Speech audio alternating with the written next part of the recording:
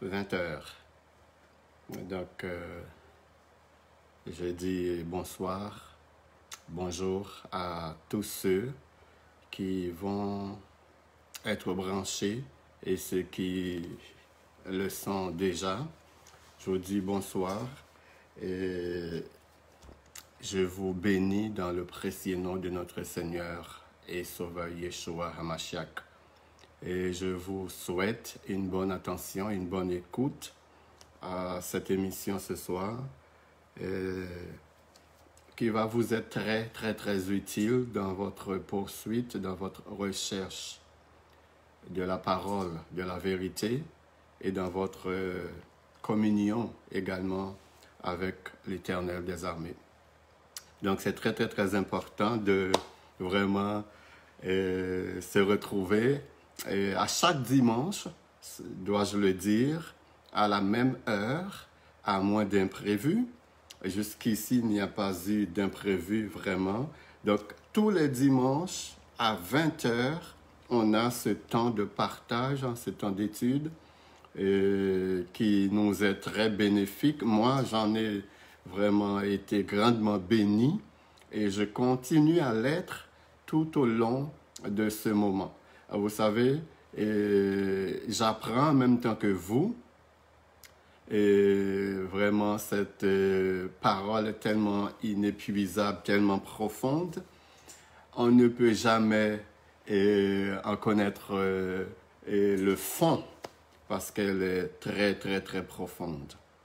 Comme vous savez, j'aime toujours le faire, avant même d'entrer d'emblée dans le sujet, d'ouvrir des parenthèses afin d'allumer vos lanternes pour que vous puissiez comprendre certaines choses, parce qu'il y a des choses que j'entends sur le net, chers amis, c'est vraiment des choses épouvantables, des choses absolument absurdes que j'entends venant de la part des gens qui ont des titres assez pompeux, qui se nomment docteur en X, docteur en Y, et ils font des déclarations, ils font des enseignements qui viennent directement du monde des ténèbres, qui viennent directement du sous-monde. Et si vous écoutez ces gens, vous allez créer un tunnel entre notre monde et le monde des esprits et leur permettre de venir vous attaquer, vous détruire et vous rendre la vie malheureuse, chers amis. Donc, avant même d'entrer dans ce sujet que nous allons traiter ce soir, concernant les pharisiens et les scribes, vous allez voir que ces gens-là, la plupart d'entre eux étaient des francs-maçons et des kabbalistes. Là, je parle des pharisiens, des scribes et du Sanhédrin. Ils avaient des liaisons avec le nombre des ténèbres avec lequel ils se sont liés pour mettre Yeshua à mort, pour le tuer. Vous savez, il y a dans l'histoire des délinquants spirituels, des gens que j'appelle des délinquants spirituels, mais qui ont de gros titres, comme les gens de la trempe de fils aimés, des pervertis intellectuels, des gens se vantant d'être sages, mais qui sont devenus fous. Et ces gens-là vont prétendre que non seulement la Bible est bourrée d'erreurs, mais qu'elle est l'œuvre des colons pour nous faire dormir debout et laver nos cerveaux afin de subir docilement leur emprise sur nos vies sans jamais nous révolter. Donc, c'est ce qu'on peut entendre et on peut comprendre en écoutant Jean Fils-Aimé, qui se présente comme étant pasteur et comme étant docteur en théologie. Donc, venant de tel homme, on se demande où est-ce qu'il a eu son doctorat en théologie. Et donc, il faut faire très attention à ces hommes, ce sont des charlatans. Ce sont des gens que le ciel ne connaît pas, mais qui se présentent comme étant les sauveurs du monde. Donc, Christ nous avait avertis des faux Christ qui allaient venir, et des faux témoins, des faux bergers des loups ravisseurs en vêtements de brebis, mais ils sont là juste pour dévorer, égorger et tuer. Chers amis, ce qui est bizarre et hypocrite dans l'attitude de fils aimé, il formule des critiques acerbes à l'endroit de la Bible, après y avoir fait son beurre. Oui, il a fait son beurre avec la Bible. Et tout ce qu'il fait, c'est il s'est laissé gagner par la lecture de certains livres ésotériques. Ainsi, il est investi d'une mission qu'il a reçue du Dieu de ces siècles, qui a aveuglé son intelligence afin qu'il ne vise pas briller la splendeur de l'Évangile. Pour mettre de côté fils aimé, parce qu'il n'est qu'un maillon dans la chaîne, l'attitude de l'élite mondiale à l'égard des pays du tiers-monde, chers amis. Vous savez, notre monde est piégé de haut jusqu'en bas. Notre monde est manipulé. Les dirigeants sont manipulés par une élite mondiale qui sont en arrière-rideau, en arrière-plan. Ces gens-là, vous ne les voyez pas ou rarement vous allez les voir en avant. Ils ne sont pas en avant, mais c'est eux autres qui ont vraiment le volant du monde, qui dirigent le monde, parce que c'est eux autres qui manipulent les serviteurs. Et dans ce jeu, pour préparer le nouvel ordre mondial, ils vont utiliser les pays du tiers-monde et souvent, pour arriver à leur fin, ils vont mettre en avant des organisations qui sont des portes d'entrée. Mais les autres, ils sont en arrière en train de manipuler toutes ces choses. Et la manière qui fonctionne, et ces organisations, ou cette élite mondiale à travers ces organisations, qu'on nomme la Banque mondiale, FMI, et toutes sortes d'organisations internationales.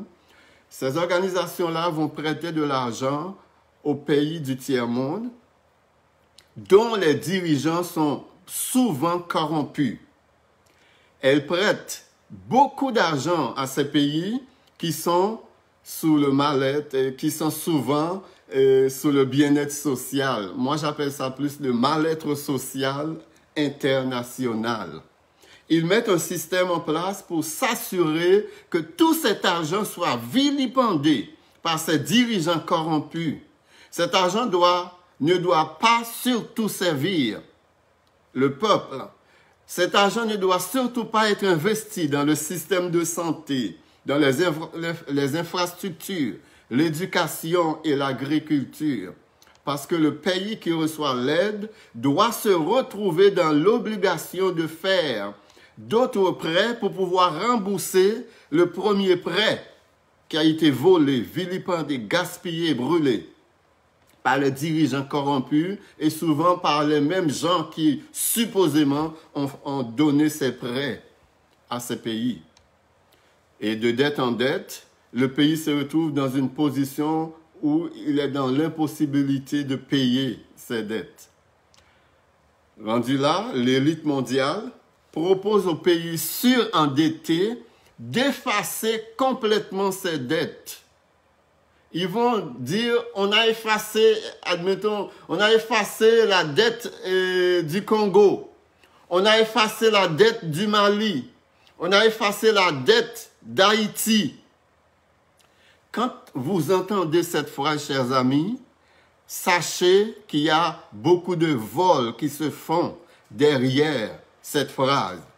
Parce que avant d'effacer cette dette, soi-disant, de ces pays du tiers-monde, et l'argent qui a été prêté a été vilipendé par les dirigeants corrompus et ces mêmes prêteurs, avant d'effacer ces dettes, ils vont exiger aux dirigeants de ce pays de prendre possession des ressources naturelles de ces pays.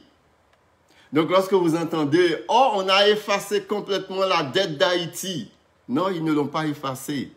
Ils ne l'ont vraiment pas effacée. Au contraire, ils vont piller le pays pour rembourser ces dettes qui étaient soi-disant effacées. le président est pris comme avec un couteau à la gorge et ils ne sont pas capables de ne pas, puisque vous allez constater que dans la majorité des pays du tiers-monde, les dirigeants sont corrompus. Dans la majorité des pays du tiers-monde et des pays d'Afrique, les dirigeants sont des voleurs. Ils vont piller tout l'argent du pays et les envoyer dans les banques occidentales.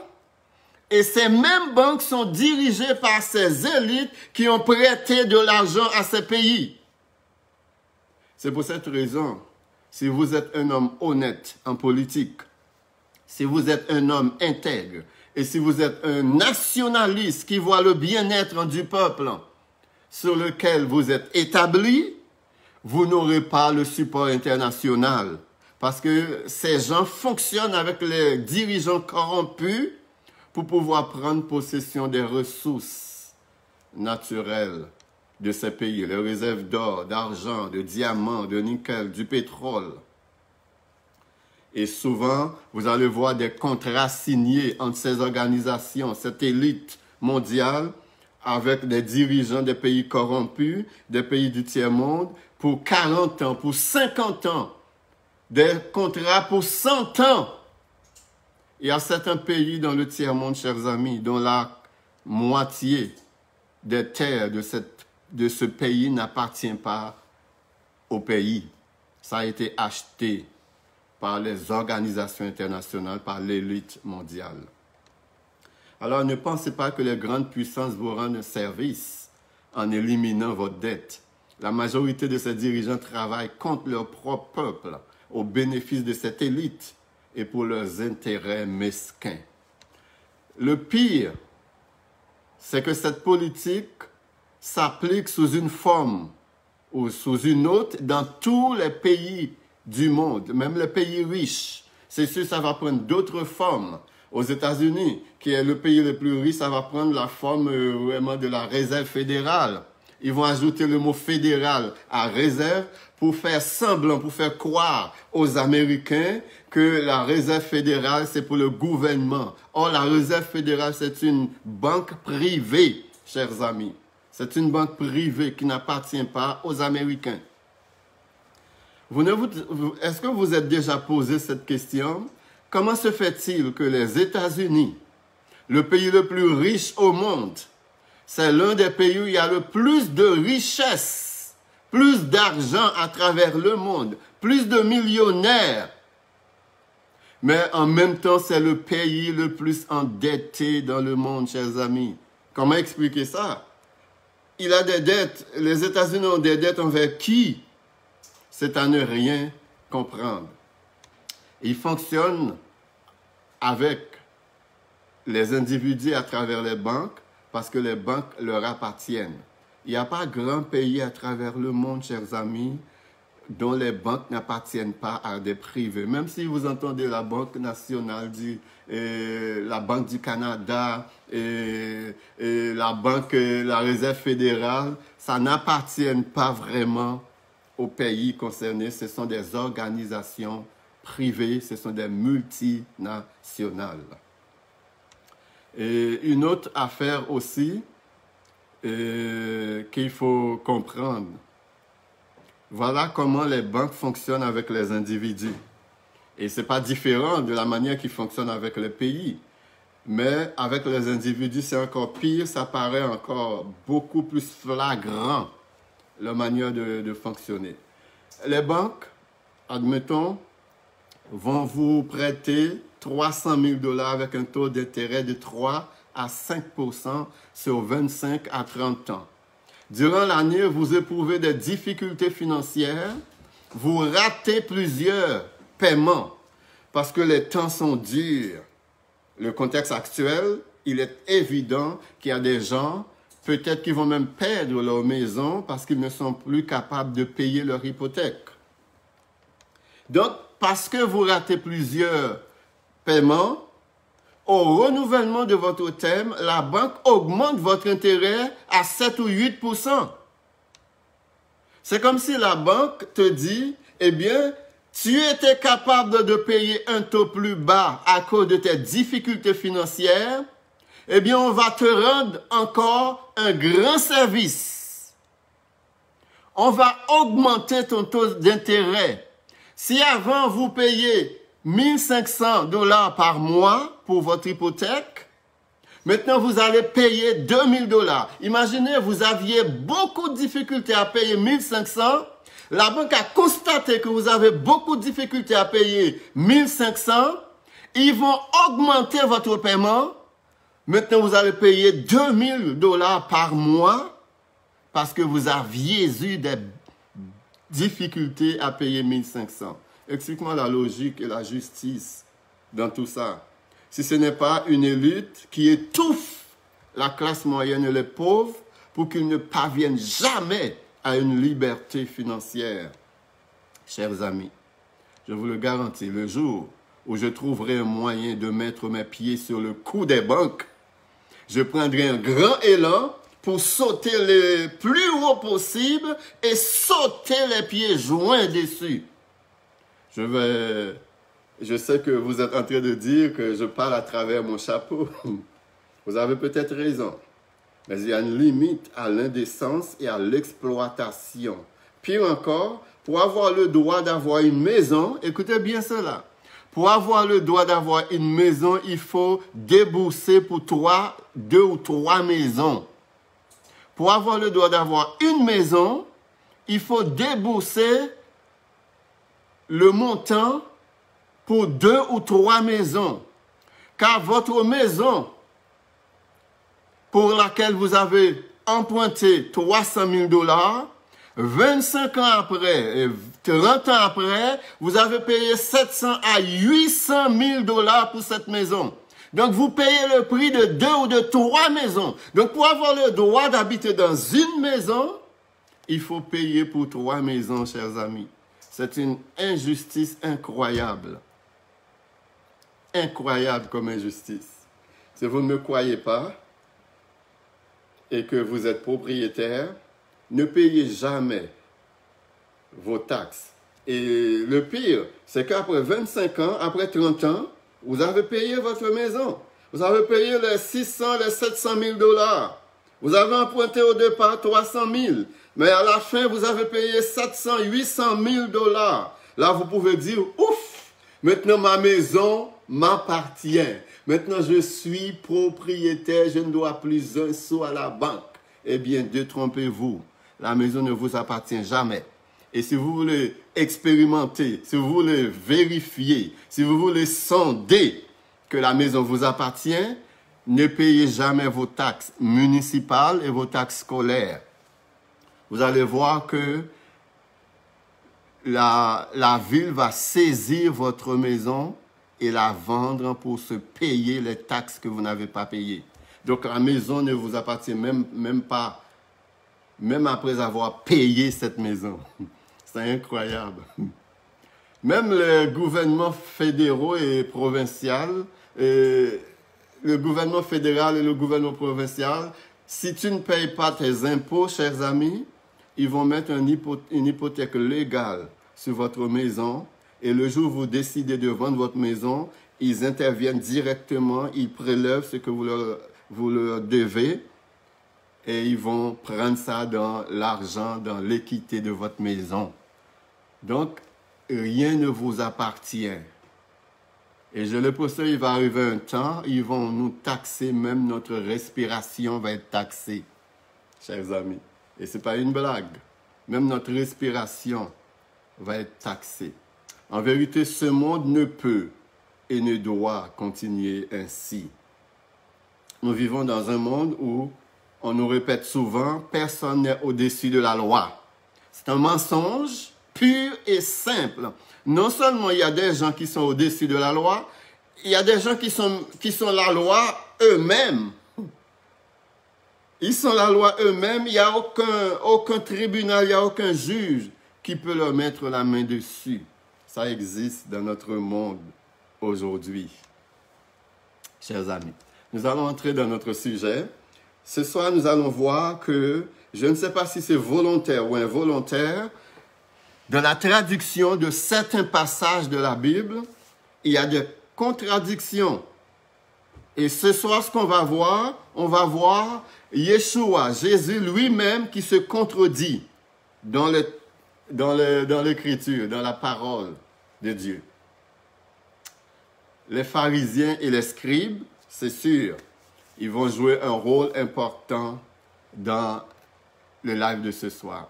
Dans Matthieu chapitre 23, verset 2 à suivre, alors Yeshua parlant à la foule et à ses disciples dit, « Les scribes et les pharisiens sont assis dans la chaire de Moïse. Faites donc et observez tout ce qu'ils vous disent, mais n'agissez pas selon leurs œuvres, car ils disent et ne font pas. Ils lient des fardeaux pesants et les mettent sur les épaules des hommes, mais ils ne veulent pas les remuer du doigt. Ils font toutes leurs actions pour être vus des hommes. Ainsi, ils portent de larges phylactères et ils ont de longues franges à leurs vêtements. » Matthieu 16, à partir du verset 5. Les disciples, en passant à l'autre bord, avaient oublié de prendre des pains. N'oubliez pas ce qu'on vient de lire. Jésus aurait dit à ses disciples de faire et d'observer tout ce que les pharisiens et les scribes leur disent, mais n'agissez pas comme ils agissent. Jésus lui-même demande à ses disciples, selon cette traduction de Matthieu 23, Jésus demanderait à ses disciples d'obéir et d'observer les enseignements des pharisiens et des scribes. Maintenant, dans Matthieu chapitre 16, écoutons ceci. Les disciples, en passant à l'autre bord, avaient oublié de prendre des pains. Jésus leur dit, « Gardez-vous avec soin du levain des pharisiens et des sadducéens. » Et le levain ici, c'est symbole de l'enseignement des pharisiens et des sadducéens et des scribes. N'oubliez pas ce qu'on vient de lire. Gardez cela en mémoire. Yeshua qui demande à ses disciples d'observer, d'obéir aux enseignements des pharisiens. Et ici, il leur dit, gardez-vous avec soin des enseignements des pharisiens et des sadducéens. D'un côté, il leur demande d'observer et d'obéir aux enseignements des pharisiens, et de l'autre côté, il leur demande de se garder de ces enseignements. Passez loin de ces enseignements. Lorsque vous les écoutez, que cela passe par une oreille et sort de l'autre oreille. Ne les écoutez pas et ne pratiquez pas ce qu'ils vous enseignent. Donc nous sommes ici devant une contradiction flagrante de la part, supposément, de Yeshua, le Maître. Les disciples raisonnaient en eux-mêmes et disaient, « C'est parce que nous n'avons pas pris de pain. » Jésus, l'ayant connu, dit, « Pourquoi raisonnez-vous en vous-même, gens de peu de foi, sur ce que vous n'avez pas pris de pain? Êtes-vous encore sans intelligence? Et ne vous rappelez-vous pas les 5 pains et des 5000 hommes, et combien de paniers vous avez emportés? Ni les 7 pains des 4000 hommes, et combien de corbeilles vous avez emportés? Comment ne comprenez-vous pas que ce n'est pas au sujet de pain que je vous ai parlé? Gardez-vous du levain des pharisiens et des sadducéens. Alors ils comprirent que ce n'était pas du levain, du pain qu'il avait dit de se garder, mais de l'enseignement des pharisiens et des sadducéens. Donc d'un côté, observez, obéissez aux enseignements des pharisiens, des sadducéens, des scribes, et de l'autre côté, n'observez pas, n'obéissez pas aux enseignements des pharisiens, des sadducéens et des scribes. Je vais peindre devant vous qu'il y a ici une mauvaise traduction et je vais vous donner la bonne traduction de ces passages. Car je voyais très mal Yeshua demander à ses disciples d'observer les enseignements des scribes, des pharisiens et des sadducéens, quand lui-même les a violés volontairement et a même demandé à ses disciples d'en faire autant, de violer toutes les lois et toutes les règles établies par les pharisiens, les scribes et les sadducéens. Mais avant d'entrer dans les détails, qui sont les pharisiens? Nous allons voir qui sont les pharisiens, qui sont les sadducéens. Le mot pharisien, chers amis, veut dire les séparer. Dans le but de demeurer saints, les pharisiens ont développé un système pour vivre quasiment dans une vase close.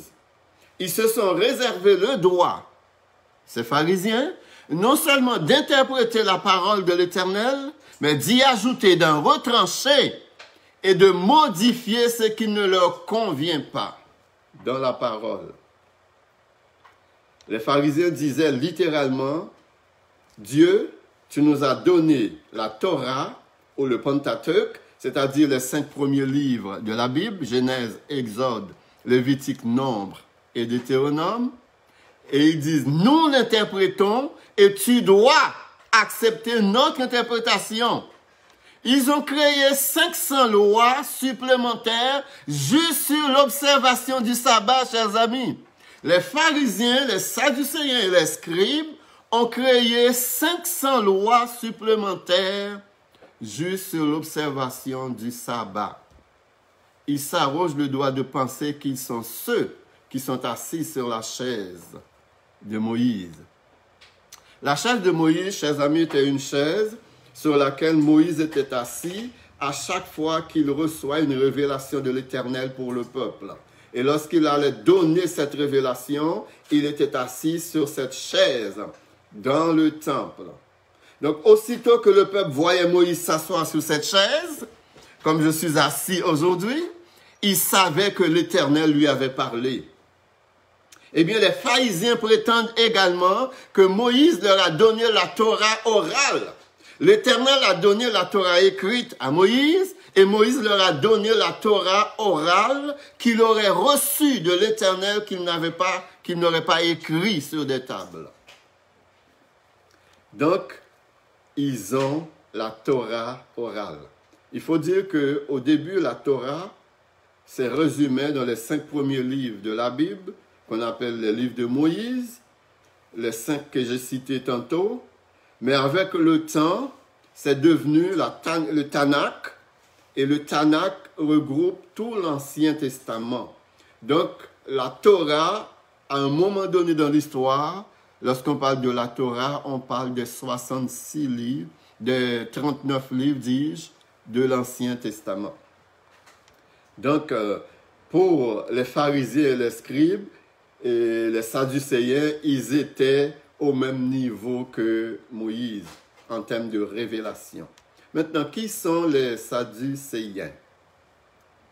Les sadducéens, chers amis, tirent leur nom de l'hébreu Zadokim. Zadok était une lignée de sacrificateurs qui servaient dans le temple avant la captivité babylonienne de Nebuchadnezzar. Le judaïsme avait perdu les lettres de noblesse au temps des Maccabées, au point que le souverain sacrificateur pouvait être un sadducéen, qui n'était même pas de la famille d'Aaron, car l'Éternel avait dit, tous les sacrificateurs d'Israël doivent descendre de la tribu de Lévi, et tous les souverains sacrificateurs doivent descendre de la famille d'Aaron, qui était lui de la tribu de Lévi également. Et là, à un moment donné dans l'histoire du temps des Maccabées, on a vu des sadducéens qui n'étaient pas, même s'ils étaient des descendants de Lévi, mais ils n'étaient pas de la famille d'Aaron, ils pouvaient être souverains sacrificateurs. Donc, les choses avaient changé. Pour les sadducéens, la résurrection n'existe pas.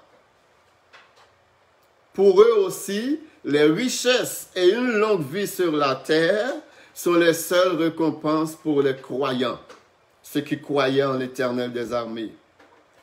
Les récompenses, les autres, ils ne croyaient pas dans la vie éternelle. Leur récompense était les richesses terrestres et également une longue vie. C'est pour cette raison, lorsque Yeshua a dit au jeune homme riche, va et vends tout ce que tu as et tu auras une place dans le ciel, il ne comprenait rien parce que pour lui, ses richesses étaient symbole de bénédiction de l'Éternel. Ses richesses étaient symbole de son obéissance à l'Éternel. Il ne comprenait pas pourquoi Yeshua lui demande de vendre tous ses biens, de donner tous ses biens aux pauvres. Avant de nous pencher sur les enseignements des scribes et des pharisiens, regardons quelques mises en garde de la parole concernant l'ajout, la modification et le retranchement de la parole de l'Éternel. Dans Genèse chapitre 2, versets 15 à 17, j'aimerais que vous prêtiez beaucoup d'attention à ces passages que je vais lire. Genèse chapitre 2, versets 15 à 17. L'Éternel dit, où l'Éternel Dieu prit l'homme et le plaça dans le jardin d'Éden, pour le cultiver, pour le garder. L'Éternel donna cet ordre à l'homme. Écoutez bien l'ordre que l'Éternel a donné. Tu pourras manger de tous les fruits du jardin, mais tu ne mangeras pas de l'arbre de la connaissance du bien et du mal, car le jour où tu en mangeras, tu mourras. Ça, c'est l'ordre de l'Éternel. C'est le seul commandement, au départ, que l'Éternel a donné à l'homme. Un seul commandement. L'homme n'avait qu'un seul commandement dans le jardin. Tu ne pourras pas manger de l'arbre qui est au milieu du jardin ni son fruit, car vous mourrez. Donc l'ordre était clair. Tu ne mangeras pas de l'arbre de la connaissance du bien et du mal, car le jour où tu en mangeras, tu mourras. Ça, c'est l'ordre de l'Éternel. Tu ne mangeras pas de l'arbre de la connaissance du bien et du mal, car le jour où tu en mangeras, tu mourras. Maintenant, écoutez ce que la femme va répéter au serpent, et vous me direz si c'est le même commandement. Genèse 3, versets 1 à 3. Le serpent était le plus rusé de tous les animaux des champs que l'Éternel avait fait. Il dit à la femme, l'Éternel a-t-il réellement dit, vous ne mangerez pas de tous les arbres du jardin? La femme répondit au serpent, nous mangerons du fruit des arbres du jardin, mais quant au fruit de l'arbre qui est au milieu du jardin, l'Éternel a dit, maintenant écoutez, je vous ai lu à plusieurs reprises le commandement que l'Éternel a donné à la femme. Je vais vous le relire encore. Le commandement de l'Éternel. Tu ne mangeras pas de l'arbre de la connaissance du bien et du mal, car le jour où tu en mangeras, tu mourras. Tu ne mangeras pas de l'arbre de la connaissance du bien et du mal, car le jour où tu en mangeras, tu mourras. Écoutez la femme maintenant. La femme dit au serpent, l'Éternel a dit, vous ne mangerez point et vous n'y toucherez point à l'arbre qui est au milieu du jardin de peur que vous ne mourriez. Vous voyez, c'est deux choses différentes, complètement différentes. Deux choses complètement différentes, deux phrases complètement différentes. L'Éternel dit, tu ne mangeras pas de l'arbre de la connaissance qui est au milieu du jardin, car le jour où tu en mangeras, tu mourras. Certainement tu mourras, nous dit l'original.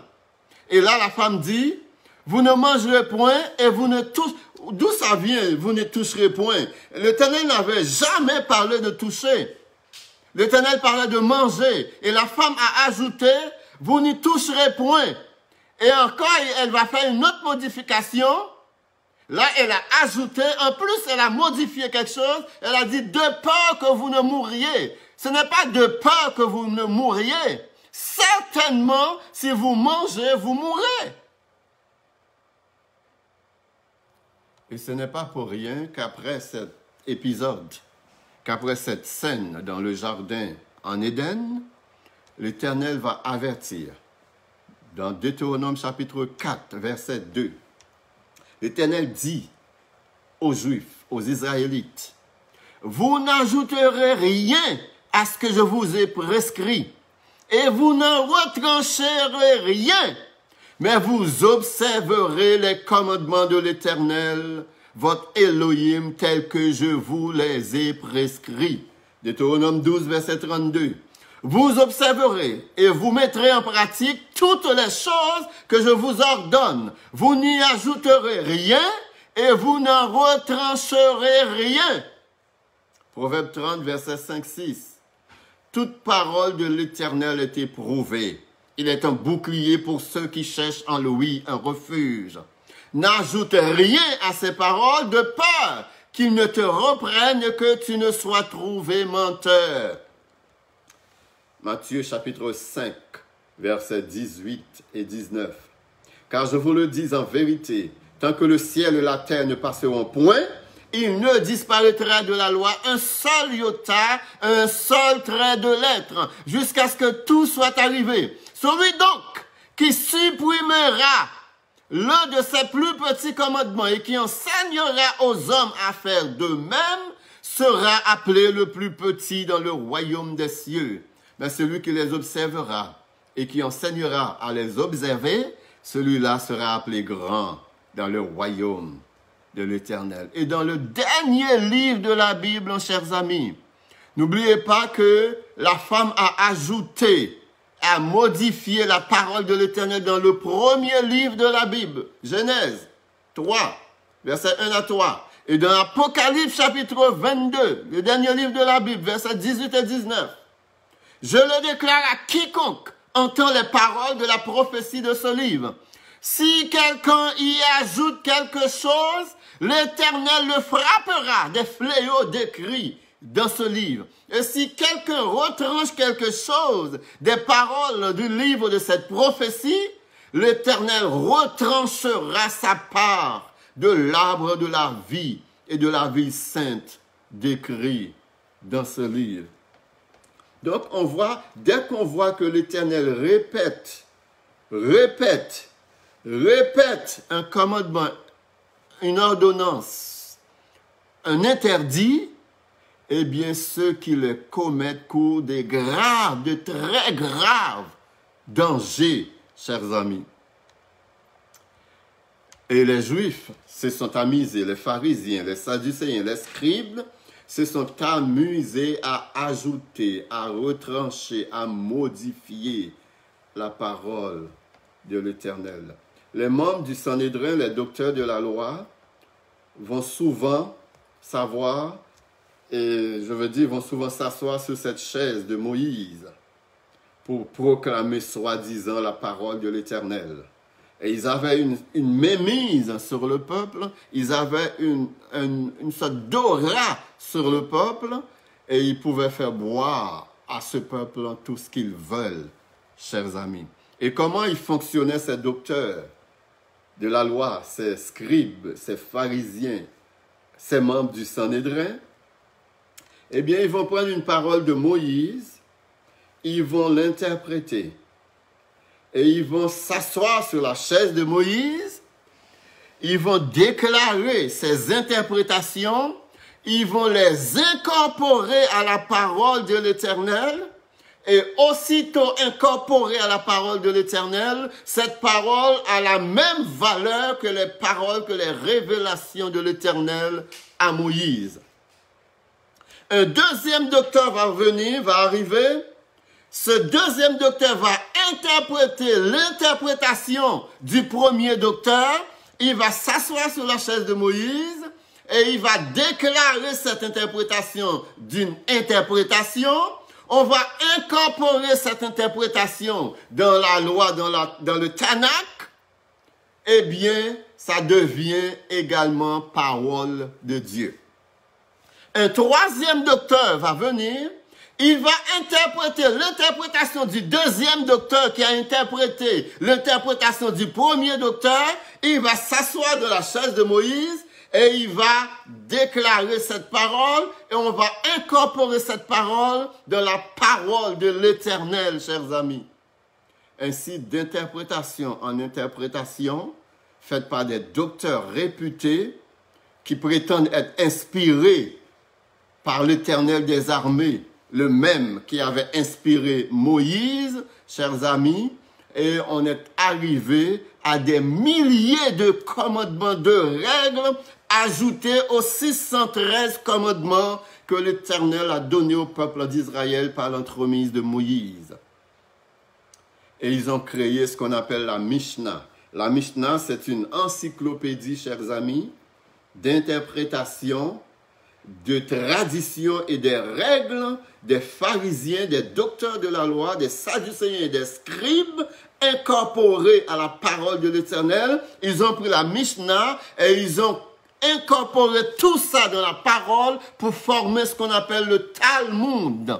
Le Talmud, ce n'est pas un livre, c'est vraiment une encyclopédie, chers amis, qui renfermait tellement d'interprétations, tellement de traditions, tellement de règles, tellement de lois des pharisiens, des scribes et des sadducéens que le commun des mortels, le peuple n'avait absolument aucun accès à la parole de l'Éternel parce qu'il y avait tellement de couches d'interprétation avant d'arriver à cette parole. Les gens finalement ont perdu la parole de l'Éternel. Ils n'avaient plus accès à la vérité. Donc on comprend la sévérité de l'exhortation, la sévérité de l'interdit, la sévérité de la loi de l'Éternel qui interdit à quiconque, peu importe son titre, peu importe son pouvoir, peu importe sa relation avec l'Éternel, d'ajouter, de retrancher ou de modifier la parole de l'Éternel. Chers amis, si vous avez la possibilité de jeter un coup d'œil dans un Talmud, vous allez être perdu, vous allez vous perdre dans les dédales d'interprétation sans jamais parvenir à toucher directement la parole de l'Éternel.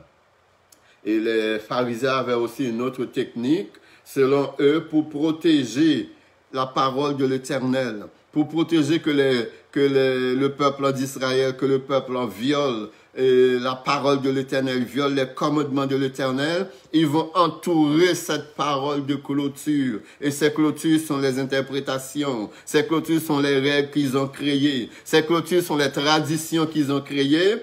Il se disait que peut-être les gens peuvent violer les traditions, peut-être les gens peuvent violer les règles que nous avions établies, peut-être les gens peuvent violer les traditions. C'est sûr, ils auront des conséquences, mais les conséquences sont beaucoup moins graves s'ils violaient la parole de l'Éternel elle-même. Donc pour se protéger de la colère de l'Éternel, pour se protéger des conséquences de la désobéissance à la parole de l'Éternel, ils vont construire des clôtures autour de cette parole et rendre cette parole inaccessible aux hommes. Chers amis, donc l'Éternel dit non, cela ne va pas se passer ainsi. Vous allez courir un risque extrêmement grave en ajoutant et en retirant, en enlevant de la parole de l'Éternel et en la modifiant, chers amis. Dans Marc chapitre 7, verset 13, l'Éternel dit aux Juifs, « Vous annulez ainsi la parole de l'Éternel par votre tradition que vous avez établie. » Ils n'ont pas seulement annulé cette parole de l'Éternel, mais ils l'ont cachée sous des couches d'interprétation, de traditions et des règles, et les gens n'avaient plus accès à cette parole. Donc, logiquement, mes frères et sœurs, pensez-vous que c'est normal que Yeshua nous demande de suivre ce qu'il a lui-même rejeté de toutes ses forces et qu'il a enseigné à ses disciples à violer? Bien sûr que non. Bien sûr, c'est non. Maintenant, nous allons voir la vraie traduction de ce passage où Yeshua nous demande d'observer et d'obéir aux enseignements des pharisiens, des sadducéens et des scribes. J'ai déjà lu ce passage, je vais le relire, mais avec la bonne traduction. Alors, Yeshua, parlant à la foule et à ses disciples, dit, « Les scribes et les pharisiens sont assis dans la chair de Moïse. Faites donc et observez tout ce qu'il vous dit. » Avant, je vous avais dit, je vais vous le lire, la première version. Faites et observez tout ce qu'ils vous disent, mais n'agissez pas selon leurs œuvres. Et voici la vraie traduction. Faites et observez tout ce qu'il vous dit, mais n'agissez pas comme ils agissent. N'agissez pas selon leurs œuvres. Ici, ce que Yeshua est en train de dire, les scribes et les pharisiens sont assis sur la chair de Moïse, ils disent et ne font pas, et Yeshua va dire à ses disciples, faites et observez tout ce que Moïse vous dit, mais n'agissez pas selon les œuvres des pharisiens, des sadducéens et des scribes. Donc le « il » ici, faites tout ce qu'il vous dit de faire, fait référence à Moïse et non aux pharisiens, aux sadducéens, aux scribes, chers amis. Donc ce passage aurait dû être traduit ainsi. Alors Jésus parlant à la foule et à ses disciples dit, les scribes et les pharisiens sont assis dans la chair de Moïse. Faites donc et observez tout ce que Moïse vous dit, mais n'agissez pas selon les œuvres des pharisiens, des scribes et des sadducéens, car ils disent et ne font pas. Ils lient des fardeaux pesants sur le dos des scribes. Donc c'est ça la vraie traduction. Yeshua leur dit, gardez-vous avec soin des enseignements des pharisiens et des sadducéens. Donc, il ne pouvait en aucun cas, en aucune manière, nous demander d'observer ces mêmes enseignements qu'il nous a demandé de rejeter, qu'il nous a demandé de piétiner, chers amis.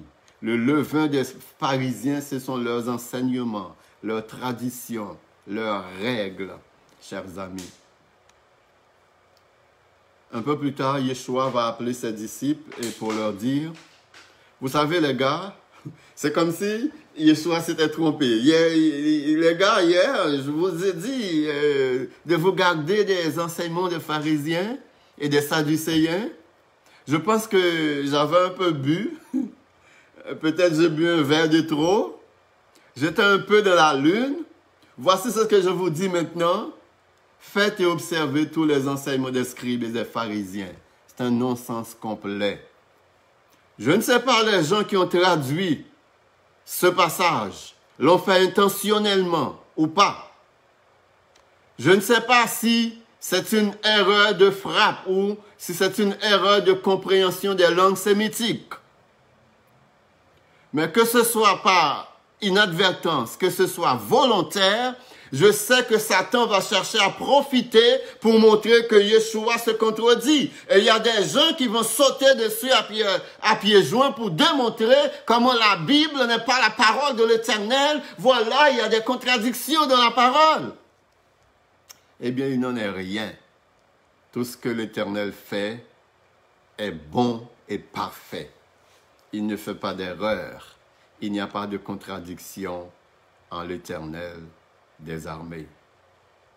Alors Yeshua, parlant à la foule et à ses disciples, en dit, les scribes et les pharisiens sont assis dans la chair de Moïse. Faites donc et observez tout ce que Moïse vous dit, mais n'agissez pas selon les œuvres des pharisiens et des sadducéens, car ce sont des beaux parleurs, mais de petits acteurs. Des beaux parleurs, mais leurs œuvres ne suivent pas leurs enseignements, chers amis. Il y a encore d'autres contradictions que des gens ont insérées. Il y a des choses que les gens ont ajoutées dans la Bible.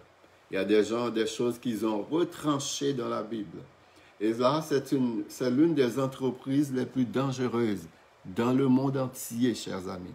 Il n'y a pas d'entreprise plus dangereuse que de retirer ce que l'Éternel a dit ou de dire ce que l'Éternel n'a pas dit ou de modifier la parole de l'Éternel. C'est pour cette raison, je ne comprends pas comment se fait-il que des gens, de manière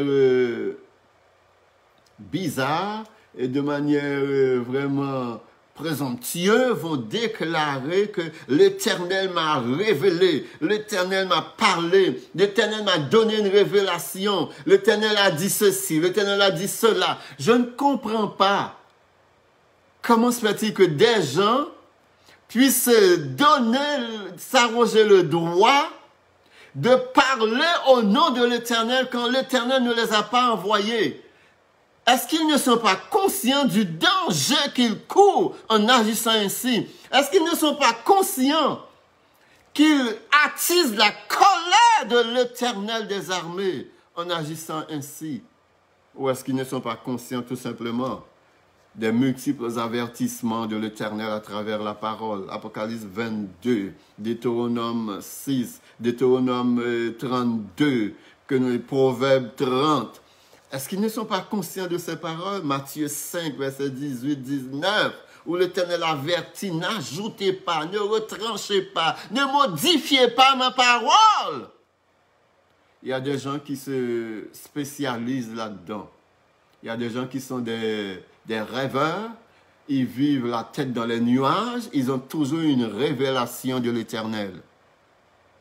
Chers amis, si vous saviez les dangers de ces choses, on ferait beaucoup plus d'attention avant de dire que l'Éternel m'a parlé, l'Éternel m'a révélé, l'Éternel m'a donné un message, l'Éternel a donné une révélation quelconque.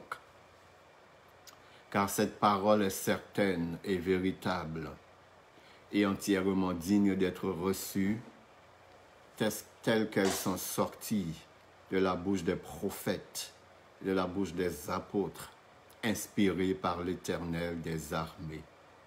Je sais que ce soir, ce sujet est un petit peu plus léger, et un petit peu plus léger que les sujets que j'ai l'habitude de traiter, mais c'est quand même un sujet extrêmement sérieux. Il y a des gens qui sont suspendus aux lèvres des prophètes de ce siècle, des apôtres, des généraux de Dieu de ce siècle qui ont toujours des révélations pour les hommes, des révélations pour des femmes. Dieu m'a révélé, c'est cet homme qu'il faut marier. Dieu m'a révélé, c'est cette femme qu'il faut marier. Dieu m'a révélé qu'il y a un démon qui tourmente votre famille, qui tourmente votre maison. Dieu m'a révélé, Dieu m'a ci, Dieu m'a ça. C'est comme si les autres, ils sont des enfants de Dieu, mais vous ne l'êtes pas. C'est comme Dieu a peur de me parler, il a besoin de passer par X, par Y pour me parler. Si je suis enfant de l'Éternel, si je suis une nouvelle créature en Yeshua HaMashiach, si je suis co-héritier de Christ, héritier, eh bien, il peut me parler. Et il me parle à travers sa parole, il me parle par le Saint-Esprit de l'Éternel des armées. Donc, que l'Éternel vous bénisse abondamment. Partagez cette parole avec tous vos contacts. Faites-la parcourir le monde afin que tout le monde sache que la parole de l'Éternel est une splendeur, la parole de l'Éternel est une merveille. Et aussi, lorsque vous écoutez ces vidéos, lorsque vous écoutez ces lives, n'oubliez pas de liker. Pourquoi il faut liker? C'est très important parce qu'il y a des gens qui vont reporter, qui commencent à reporter mes lives, qui commencent à se plaindre auprès de Facebook. Lorsque Facebook va regarder les lives, ils vont voir qu'il y a beaucoup de likes. Ils vont dire, donc ça c'est des gens jaloux ou des concurrents qui essayent d'écraser l'autre. Ils vont pas prêter attention. Mais s'ils regardent, ils voient qu'il n'y a pas de likes, qu'il n'y a pas de gens qui disent j'aime. À ce moment-là, ils vont dire, ils ont peut-être raison. Ces gens-là qui vont se plaindre.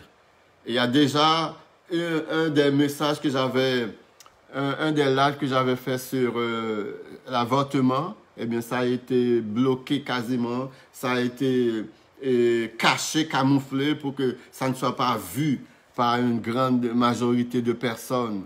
Et c'est sûr, le sujet était frappant parce que je ne mâchais pas vraiment mes mots pour ce sujet. Donc, c'est très important. On sait que ces médias, Facebook, YouTube, Instagram et TikTok, on sait que ces choses-là n'appartiennent pas à des croyants.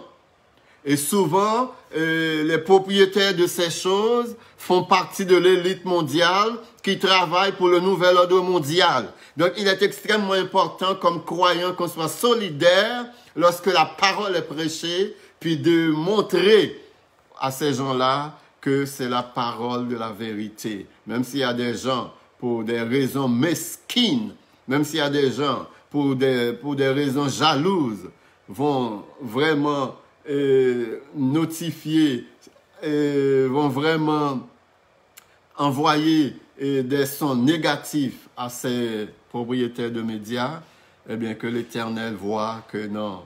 Et ça, c'est des gens qui sont jaloux, qui essaient d'écraser la concurrence en quelque sorte. Donc, que l'Éternel vous bénisse abondamment et surtout partagez les messages, likez plusieurs fois et afin que la parole puisse parcourir le monde entier. C'est ce pourquoi l'Éternel nous a appelés. Il nous dit cette bonne nouvelle du royaume sera prêchée dans le monde entier pour servir de témoignage à toutes les nations. Alors viendra la fin. Et aussi il dit, si nous nous taisons, les pierres crieront. Nous ne voulons pas que les pierres crient. C'est pour cette raison que nous ne nous taisons pas. Donc soyez bénis par l'Éternel des armées. À dimanche prochain, à la même heure, 20h, sur la page de Voice of God. Dieu vous bénisse.